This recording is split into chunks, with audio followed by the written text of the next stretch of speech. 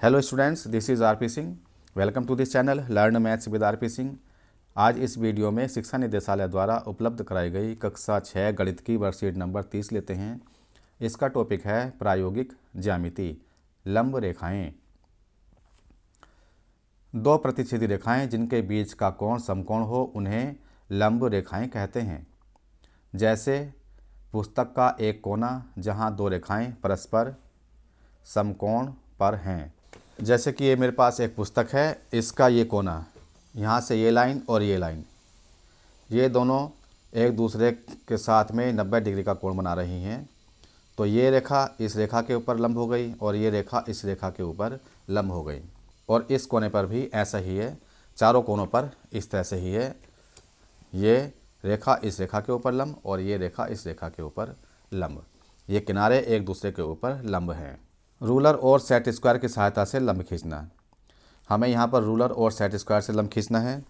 जैसे ये रूलर है, यहाँ पर ये रखा हुआ है और इसके बाद में इसके ऊपर एक ही सेट स्क्वायर है। जैसे ये सेट स्क्वायर होता है, क्योंकि सेट स्क्वायर में क्या होता है, ये किनारा और ये किनारा ये एक दूसरे के ऊपर लंब है, क्योंकि इनके बीच में ये 90 डिग्री का कोण बन रहा है।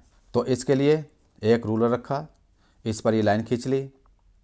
ये रेखा L है, यहाँ पर बिंदु P ले लिया, इस पर ये सेट स्क्वायर रखा और इसके साथ में ये लाइन खींच ली। तो यहाँ पर PQ तथा ये L लाइन एक दूसरे के ऊपर लंब हैं और लंब का निशान जो होता है इस तरह से लंब का निशान बना देते हैं। जैसे कि यहाँ पर लिखा हुआ है, इसका मतलब हो गया PQ लंब है L पर। रूलर और प्रकार की सहायता से लंब खींचना। हम रूलर और प्रकार की सहायता से भी लंब खींच सकते हैं, जो कि यहाँ पर बनाया हुआ है। एक रेखा है L, इस पर एक बिंदु P ले लिया, कोई भी त्रिज्या लेकर एक चाप लगा दिया अर्धवृत्ताकार। ये अर्धवृत्ताकार चाप है। अब क्या करेंगे, A को केंद्र मानकर कुछ त्रिज्या लेकर एक चाप ऊपर लगाया, B को केंद्र मानकर उसी त्रिज्या से दूसरा चाप लगाया। दोनों चाप एक दूसरे को Q बिंदु पर काट रहे हैं। अब Q से इस P को मिला दिया तो PQ इस AB पर या L रेखा पर लंब हो गया। तो इस तरह से हम रूलर और प्रकार की सहायता से लंब खींच सकते हैं। आओ करें प्रश्न 1। एक 6 सेंटीमीटर रेखाखंड खींचे और इस पर कोई बिंदु M अंकित करें।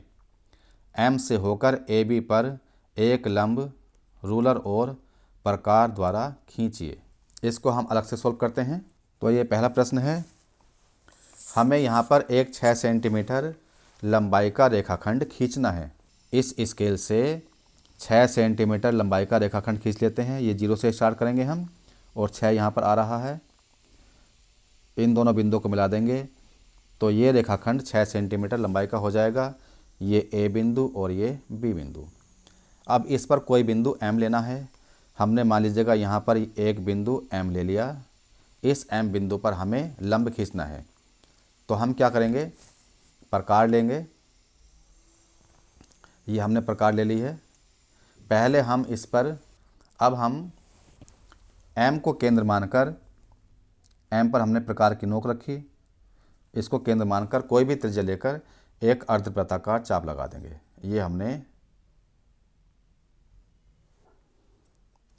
हमने अर्धवृत्ताकार चाप लगा दी है।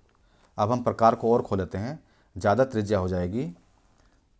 जहाँ पर ये दोनों चाप कटी हैं, काट रही हैं, इस बिंदु को लिया हमने और ऊपर एक चाप लगा देंगे। ये हमने ऊपर एक चाप लगा दी। अब इस बिंदु को केंद्र मानकर ऊपर एक चाप लगाएंगे। ये दोनों चापें एक दूसरे को काटेंगी। जहाँ पर ये चाप एक दूसरे को काट रही हैं, मान लीजिएगा हमने उस बिंदु को ले लिया है N। अब हम M से N को मिलाते हुए एक रेखा खींच देंगे।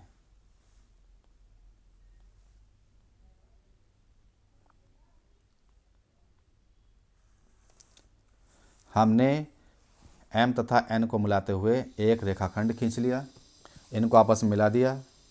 तो यहाँ पर जो MN है वह AB के ऊपर लंब होगा तथा AB रेखाखंड की लंबाई 6 सेंटीमीटर है।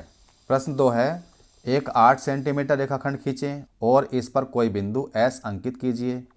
S से होकर CD पर एक लंब रूलर और सेट स्क्वायर द्वारा खींचिए। तो दूसरा सवाल कर लेते हैं। हमें 8 सेंटीमीटर लंबाई का रेखाखंड खींचना है। 0 यहाँ पर है, 8 यहाँ पर है। इन दोनों को मिलाते हुए हम रेखाखंड खींचेंगे। इनको मिला दिया। मान लीजिएगा ये CD है जिसकी लंबाई 8 सेंटीमीटर है।